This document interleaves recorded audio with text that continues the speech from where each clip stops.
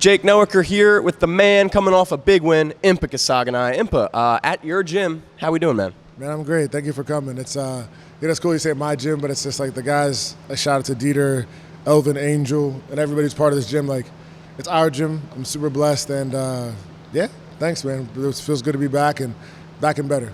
Thanks for having me, man. We'll get into the gym a little later. It's a great space, and you're saying a lot of work to do, so excited to see how things turn out coming up in a few months. But talk to me about this finish first, man. Big win over Andrew Sanchez, get the knockout. Is that how you saw it going down, or any surprises in there? Man, I saw me finishing the fight. I know Andrew's a really good fighter. He's been around for a while now, true vet, but skilled. And as you can see, like, he presented different challenges in the fight. And, I wanted to show a more mature version of myself where I'm not rushing. Everybody's asking, what happened between round 1 and 2? Or why didn't you just go? And I'm like, man, like, we're all evolving, right? And, like, you're figuring it out as you go. And it felt good, like, to be back in a fight where he hit me and I was like, oh, yeah, we're here. Let's go. Like, let's throw it down. And, like, I smiled at one point in the fight, and I'm waiting for them, like, to release the footage of the fight on ESPN, but I was just like, come on, like, this feels good, like, just to be back in the fight. And then my trainer, Dieter, was like, bro, if you don't get it together before this third round, I was like, okay, I'll finish the fight. But respect to Andrew, like, I messaged him, like, super cool guy. He's winning in life. He's got a beautiful wife, child. Like, that's really winning, man. What we do every day in a fight, like, you get back and you go, that's special too, but it was cool. And it just, like, yeah, I saw myself finishing the fight, but I wanted, like, to line it up, do it right. And my prayer before the fight, I always pray, I said, God, show me who you are. Again, show me who I am, and show them who you are through me. And just, like, let me, like, remind them of that fighter. It's like, you never give in. You just go, and it felt good to do it again. And with the win, man, I know I saw it on MMA Junkie. You're talking about wanting that belt next, or at least soon. So to clarify, just because PFL does things interesting, there's technically 2 middleweight belts, right? I mean, you got Van Steenis, and then you have Edwards now. So which belt specifically do you want? I assume Van Steenis is what you're talking about? Yeah, Van Steenis, the top belt. I guess in a sense, like, so you have the tournament, right? But, man, I've done the tournament this year, 24 and 23. And you've won, so. And I won. So God is good there. But, I think especially because, like, if everybody in the tournament goes to fight that unified title, then it's like, okay, like, let me do this. I believe I've earned my way. Do 2 or 3 fights in a year, spread out. Like, I'd stay active. I stay active when I get that title. And it's not a matter of if, it's a matter of when I get that title. I believe a great fight to make right now is, Johnny and I. Respect to Dalton. He made his way to the title. He's probably got to rest and heal. Johnny and I, at the end of the year, why don't we go to Africa and do the fight again? Why don't we do the fight in Dubai? I'll go anywhere. And I like I said, I respect Johnny and them too, and that goes without saying. But when I do my call-outs, this is me. But I want to fight the best of the best, and I believe, like, the winner of Johnny and I fight the winner of Fabian and Costello. If Fabian, I know his shoulder was hurting after the fight, but if they don't fight right away, I'd love to be considered for it. Like, that's the guy that I lost to. The last 2 people I lost to are champions, Dovlet and Fabian. So I know that I'm not far off from doing it again, and, man, to get a second weight class world title. But it's like, the tournament's cool because you stay active, and I love to fight. Now, is it better for my body and for my future and what's going on? And then if everybody's gunning for that one, I'm going to get the top belt. I love the PFL, man. It's changing my life. I think this is my 13th or between 12 and 14 fights with the PFL. A lot, just for the tournament, yeah. Right? So, like, it's like, I want to take that time and show who I truly am. Because I was telling people, I'm not just back. I'm better than I ever was, and I have a lot more to grow and get better in. So I'm ready to show that. And this might be, it's a 2-part question, but it might be the same answer. If Fabian and Costello go at it, who wins, or who would you rather fight between the 2? So I guess I'll start with who I'd rather fight between the 2. Fabian, he beat me. Yeah. So, like, and I'm just getting down and back. It's like, I know what I can do. There were times I heard him in the fight, right? Dropped him with a leg kick, hurt him with the punch. Could have got it, right? And he's an excellent fighter, champion, and he got me. I think that makes a great fight. Yeah. Van Steenis, never fought him before, but we did train together, much respect. And I remember when John Salter and him fought when I was at another gym in North Carolina before Van Steenis and I met. I helped them prepare for that fight. So there's like a history there, but I messaged him too. I said, man, after you won that title, take time for yourself and just 2 days and just clear out the world. Like, you've earned that. Same for Fabian, man. These guys have earned their titles, and I did the same thing for myself, right? And I could have even done more of that because you need that. Everybody's gonna be asking you questions, all this, like your life. Not like through media. We do this all the time, us together. Like, we're in the same world. Like friends, family, people you never heard from. Take that time. But Fabian prefer, in a sense, and then whoever the champion is, that's what I would obviously really prefer. But it's like, I think who wins the fight, that's a sharpshooter fight. Good fight, man. That's a good fight. That's a fight to watch. That's like, there's some fights you're like, oh, this is a fight to watch. Like, sharpshooters, both can kickbox, both are down. They're not going to probably really, really wrestle in that fight. They're going to, figure it out. And I like that. I'm not against the wrestlers. Shout out to my friends who wrestle. But, oh, God, who wins that fight?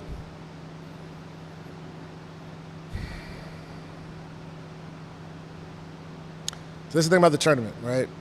Fabian's put his body through a tournament for the first time, and his body has to recover. You realize a lot of people don't go back into the tournament. I'm grateful. Like, I got to defend my title 3 times at 205, but not a lot of people go right back in the tournament. And for him to even turn it back around pretty quickly, it might take some wear and tear on his body, as he's already, like, kind of his shoulder in the last fight. When Steenis gets a little bit more time to heal, I see Steenis getting it, but I don't think you could ever count Fabian out. He's such a sharpshooter and so well coached and so sharp, but slight favorite to Steenis in this one, and not because it's not against Steenis' skill, more so his time to prepare a little bit more and see it all, and he's getting more time between fights. But I do believe that Fabian comes from a smart camp and great coaches, so we'll see. I'm calling Steenis in that one. I'm calling Steenis. That's a breakdown, man. That I appreciate that in-depth stuff, not just he's got it by knockout, No, yeah, you can't disrespect these fighters, man. Like, it's too sacred of an art and like path to me to just say, oh, it's just a knockout. It's just like, it's disrespectful to Fabian or Vince because it's 4-ounce gloves on, man. It's 4-ounce gloves. Somebody could just sneeze and hit somebody, drop them. You never know how somebody's camp goes. Like, all the variables of the different injuries, life, mental state. Then one go party super hard after. Like, are they just living life, or they just don't care? Or that night they don't show up, and one guy does. It's like, I don't want to go there, but I'm gonna say, like, if I'm not a bet, I don't gamble, but slight edge to Vince Steenis in this one. I'm just excited to see how it all plays out with you and Johnny and whoever, and Van Steenis and Fabian. Hopefully it all works out how it should on paper. And just because you mentioned, man, like Africa, we've been seeing these PFL Africa cards go off. It's awesome. I don't know if we've ever really seen MMA like this before in Africa. So how important is it for you to get on one of these cards? Man, I'm the first person in my family born outside the Congo. I grew up in a Congolese American household. I carry the American flag and the Congolese flag, united for a reason. My dad came to this country with $16 in his pocket, and he's grown, and he's always been representative. Man, I would love to do the fights in Kinshasa, where the Rumble in the Jungle was, where where Ali, that's where my family's from. I believe that's going to come. My grandma lived in South Africa. I have family all over Africa. My ancestors trace back to Egypt. My family's like very, very rooted in Congo, all over from Gabon, Benin, you name it, Ivory Coast. Like, to have a fight on the continent that my parents are from and all that they built in our life, that would mean more to me than you could ever know. Like, a PFO would let that happen, and it's like, I'm not one of those people who's like, oh, if I don't get to do that. Like, I trust God's plan more than anything, but I do believe it makes sense for me to go fight out there. I like fighting in the Middle East. I'm not one in the Middle East, even though I did beat Johnny in the Middle East. We can circle back on that one. But everything else, like, without being facetious, to see what's going on and like where your roots are would be one of the greatest honors of my career. I think it'd be cool to fight now, here, in Congo or one of the African countries, and then go back in 10 years and, like, I say 12 more years for me to fight, and that day have my last one. Like, there, it'd be cool. It'd be cool. So it's like my warrior spirit comes from there. It's where my fight name comes from. My name is, like, you carry that flag with pride, and you get to do it with your people. It'll be special. Now, I mean, this is another hypothetical, but do you do something fun at weigh-ins, like put on some tribal stuff or something, Congolese, or I don't know. I know at Dirty Boxing last night, ceremonials, some guy came out with all this tribal stuff, and it was really cool, representation of his heritage. Yeah, I was in the Congolese Cowboys, so for sure I would. There's that true grateful to be from America, from the South, roots of being, born in South Florida, but grew up in Okeechobee, the countryside, North Carolina, where, like, I was raised in that world, right? Where we live right next to a rodeo. I'm so happy about that. So I would do that, and then I would definitely wear a traditional garment from, like, my parents' like tribe and life, and just in an honorable, respectable way to represent, represent who we are. I think it'd be pretty cool because, like, for the memories, for the day that I, future children, family, all that stuff. Like that'll be a memory you share with them. So yeah, definitely. And you touched on this. You said you don't know if the tournament makes sense for you specifically anymore.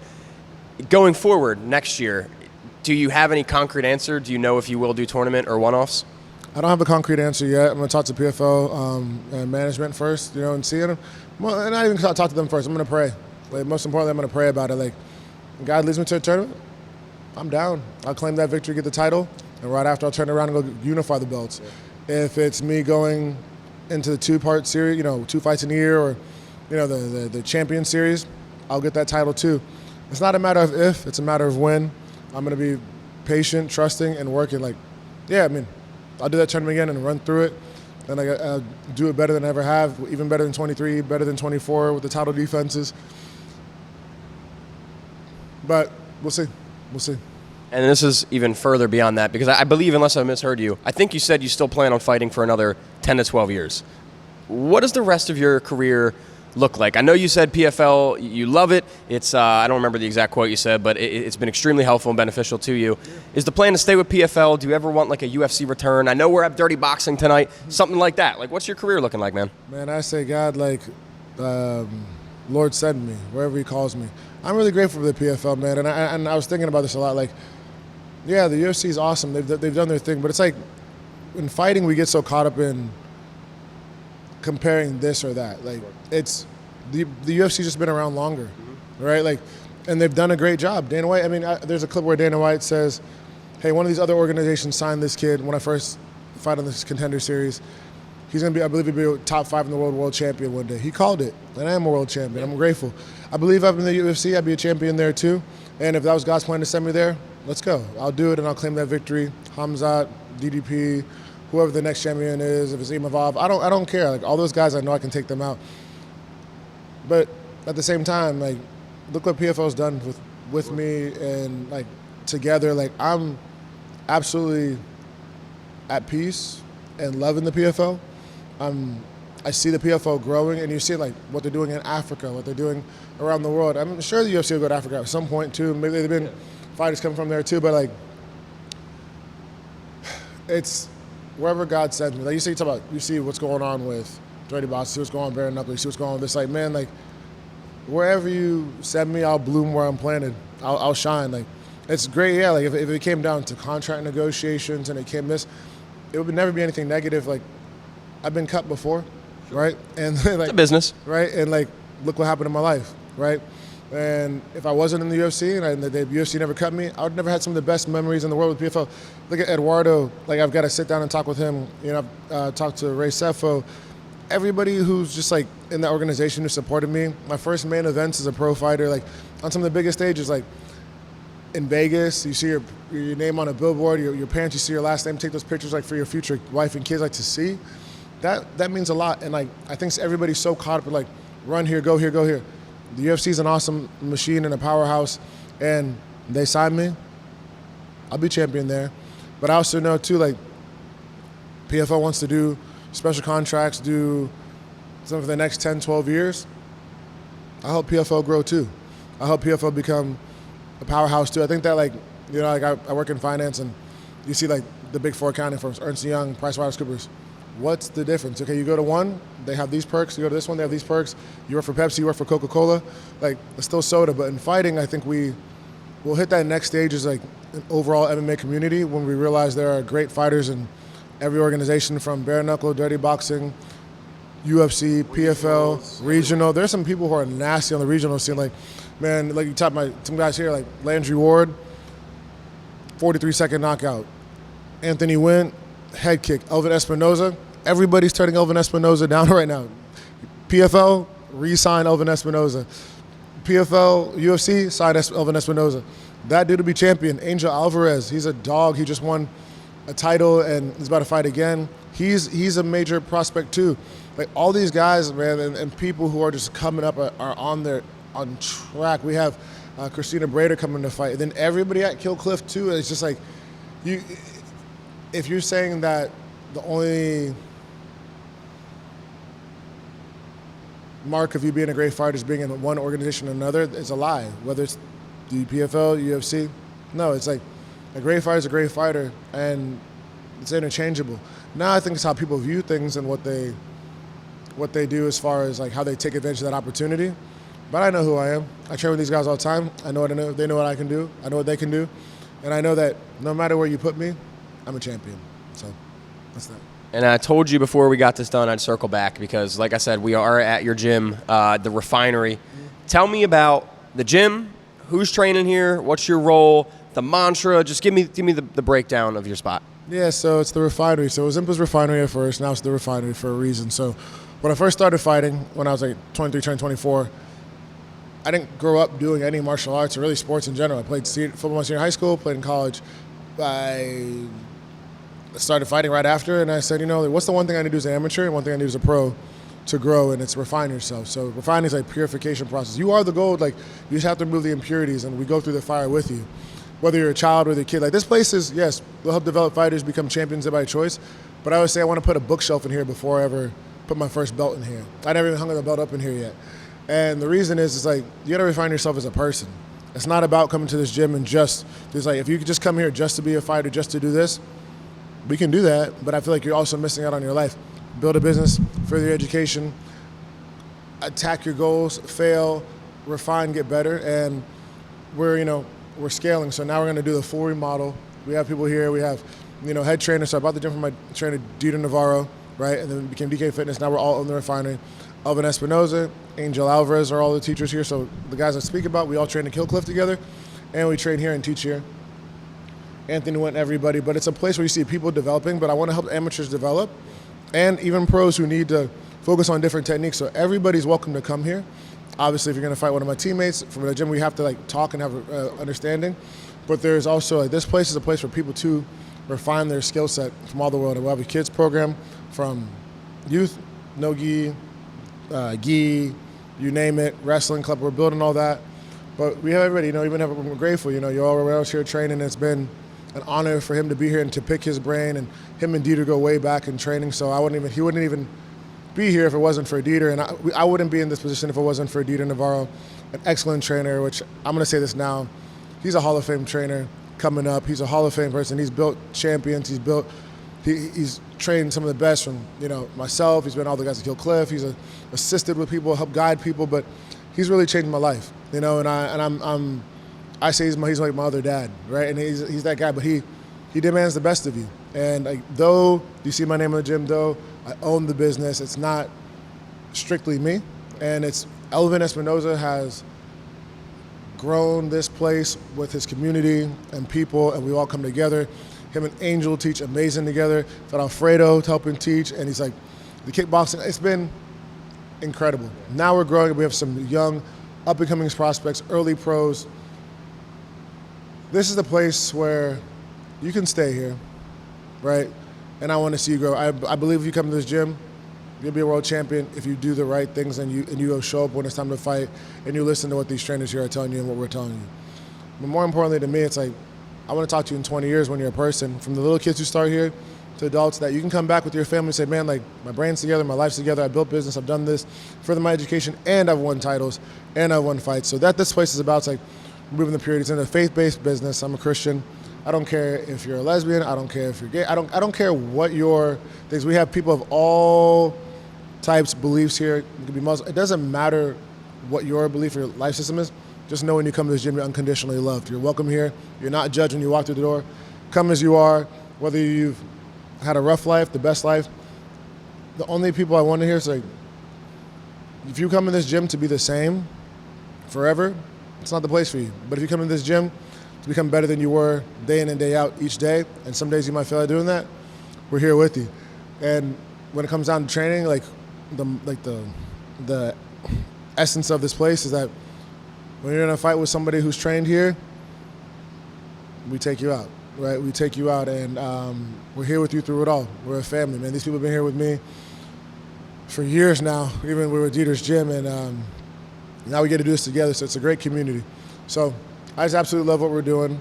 I'm here to see kids go get a better education in life, people to make better opportunities for themselves through fighting. I'd like to be able to start a program where kids can even get fed to like top schools like West Point or Princeton, where they can use their martial arts together. So everything from boxing, jiu-jitsu, kickboxing, mixed martial arts, wrestling. However we can help you refine as a person. Other pros come on and train. We've had guys come through. We're here for you. And if it means, hey, we feed you, you head over to Kill Cliff, you go to this other gym, you travel around the world. If you ever come back, just come back with better. So I wish the best for everybody. But like, I'm very, very grateful. When you come back, I pray you come back in the future, you'll see over the next month and a half how like this place is transformed. And I can only just say, I thank Jesus, man, because like I'm not perfect as a person, and He's given me the grace to lead this ludus, right? Like the gladiators were trained in a school of combat called ludus, and I think that this is what it is. It's a place for people to be thinkers and a place for people to really, really grow and become the best versions of themselves. And the gym is based off of the verse Proverbs 14:23. All hard work brings profit, but mere talk leads only to poverty. And that's what this is. I know that wasn't a sales pitch, but you got me close to moving Philly down to Florida, man. That's beautiful, and this place is awesome. I love all of that, and yeah, you got to stop on by the Refinery if you're in the area. But Impa, man, before I get you out of here, well, I guess before you beat me up, we're going to do some fun videos. Any message to all your fans and support system out there? Yeah, man, the big thing I focused on this past camp was a prodigal son. Like, man, I was talking to my pastor, right? And like before the 2023, I would meet with him a lot. Pastor Scott from Journey Church in Lake Worth, and he got caught up, you know, like you're so active and you're going through life, and he gave me some really great life advice. And you'll get awesome success in life. And I can say my life is successful. I'm grateful for what's going on.